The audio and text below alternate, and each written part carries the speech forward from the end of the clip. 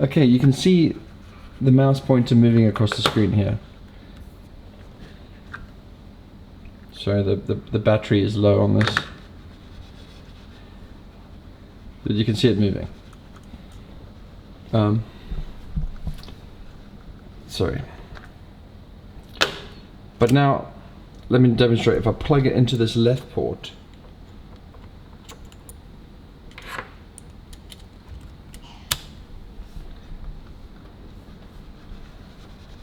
the mouse does not work at all.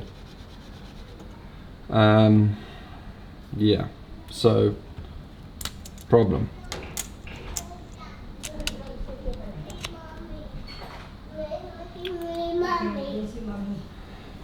So I'm just going to run the test.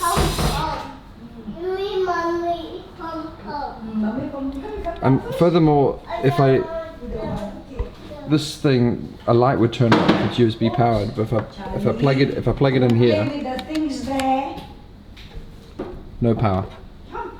There's definitely something wrong here.